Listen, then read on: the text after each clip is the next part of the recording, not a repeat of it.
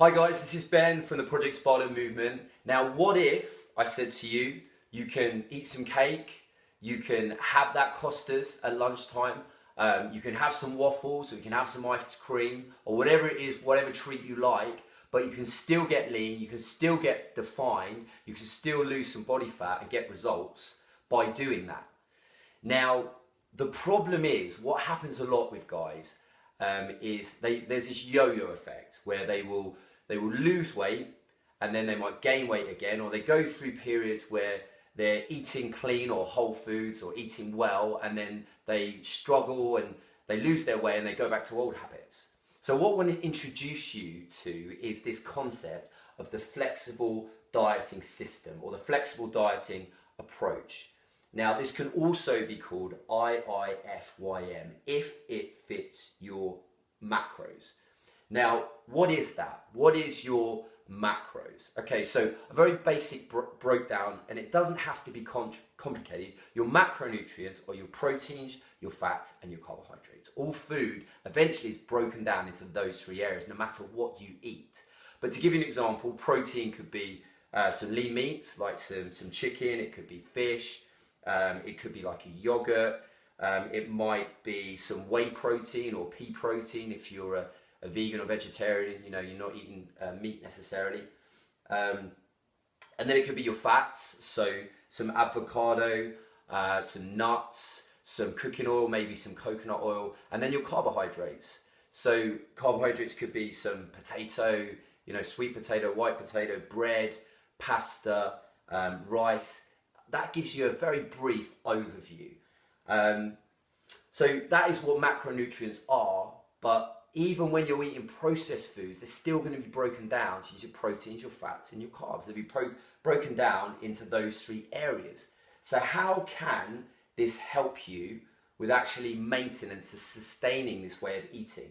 So flexible dieting really means what it says it is. It is flexible in its approach, because what can happen a lot of the time when you're eating well or healthy is it's restrictive. You can only eat this small amount of food, and go outside of that, then you're not sticking to the rules. But what I've found over probably the last 10 years of coaching people in nutrition and training is that you get to this point where it becomes extremes in getting results, losing results, and most people just want to maintain a certain lifestyle and keep that body fat low or keep their physique long term. Now, this flexible dieting approach allows for that. So it can help you where you are eating your whole foods 80% of the time, but 20% of the time, if you want to eat some processed stuff, if you are wanting to have something that's not totally clean, you know, a single ingredient food, then you can do that. And why not? And it allows you to do that, and it helps you to do that. Let me be clear here. So is it for everyone? Now, the thing with eating in general and our relationship with food is everyone has a different relationship with food. Everyone has different habits, beliefs, and rituals, and they will relate to food as well, and the feelings and emotions you associate with food.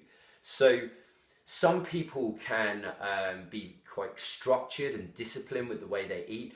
Other people, as soon as they start eating anything processed or sugary, they can get quite addicted to it, and then it just doesn't stop all evening. So flexible dieting, there has to be a certain amount of discipline with it as you go through it, and you have to allow for your proteins, your fats, and your carbohydrates to fit in certain areas, even if you're going to eat some processed food.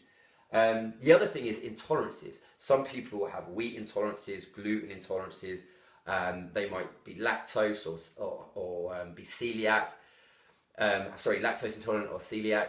So if you have intolerances to food, then flexible dieting, if you're eating some processed food, it's not always going to help you in that sense.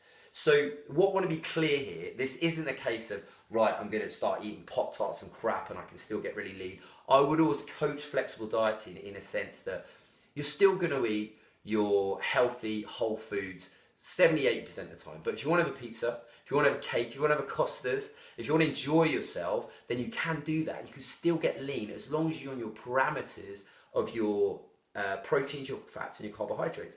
One thing I want to make very, very clear as well is to lose body fat, you need to be in a calorie deficit. So that is key. There needs to be a calorie deficit. So you're looking to lose kind of like 2 to 3 pounds a week, or around that. Might be a little bit more, might be a little bit less. But as long as you're tracking that, is a good starting point. Okay.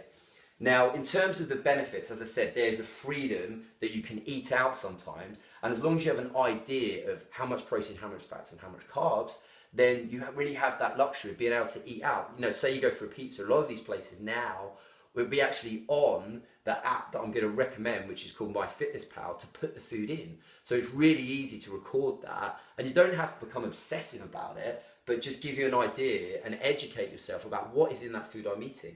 Social situations, you don't always have to go out and think, right, okay, I've got to have some vegetables and meat, or some fish, or if I'm a vegan, then I'm going to have to find some hummus or some chickpeas. So it allows you for that flexibility and that approach. No more binges. A lot of the time people eat clean. You know, when I say clean, eating whole foods, single ingredient foods that are just grown from the ground, you know, no artificial, nothing in them, no additives. But that can create binges. So they eat clean for a certain amount of time, then they go crazy and they're consuming like 5,000 or 6,000 calories. The other thing is, if you use this app called MyFitnessPal, it's a free app that you can use on your phone to log in, which I'm going to show you in a second. Then there's an element of adherence. So you have an idea of, these are my calories, this is my protein, my fats, and my carbohydrates. And you have an idea of a structure that you stick to within whatever food you're consuming. Then you have a bit of an idea. And it also helps to educate you about, well, how much protein, how much calories are in this, how much fat is in this, okay? The other thing is this idea of clean eating versus flexible dieting. Now, you can still put on weight with clean eating.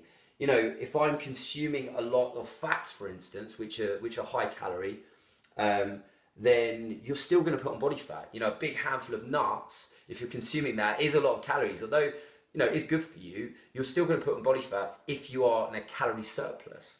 So it's really important you're in that calorie deficit. One thing I want to make key with this idea of flexible dieting that can happen a lot of the time is we still want to maintain a level of health. That means getting your micronutrients in. So your vitamins and your nutrients. So your fruit and vegetables is still important.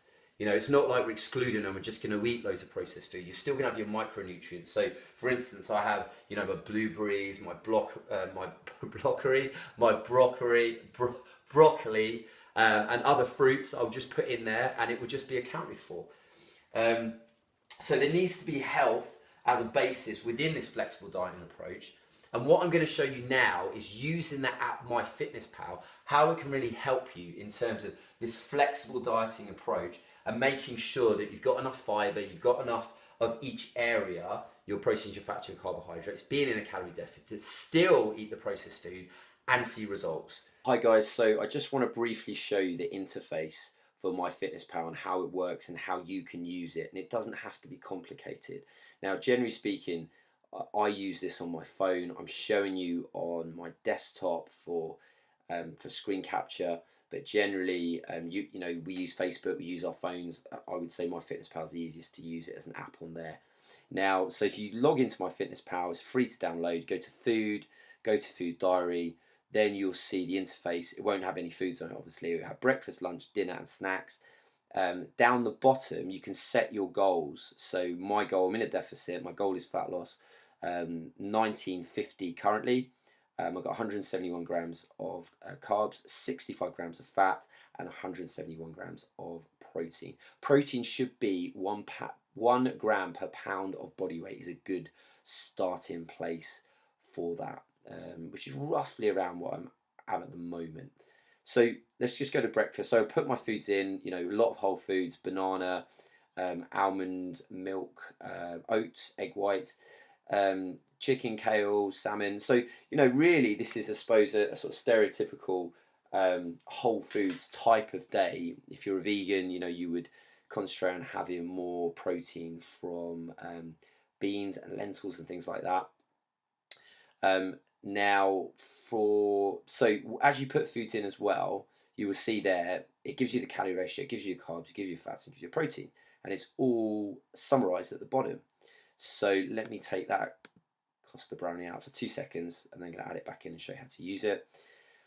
So for that day there, I took this was I think yesterday.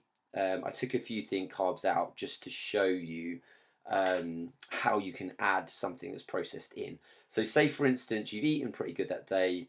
I intentionally didn't eat a huge amount of carbs that day because I wanted to add some back in through some processed foods. Um, so I'm at 1,577 calories. My carbs are still quite low. I've hit my proteins. I've had a high protein day. I'm over that. I've got a little bit left in fats.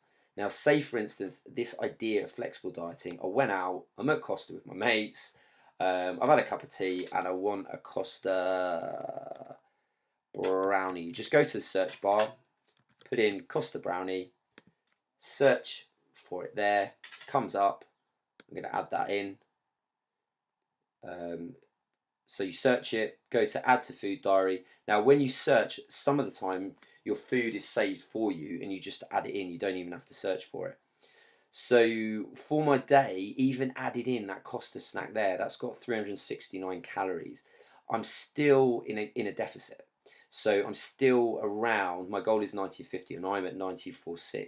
So I'm still in a deficit. So although that's not a healthy snack to have necessarily, I'm still within my ratio for the day. And this really summarizes this idea of flexible dieting and allowing you to add some processed foods in.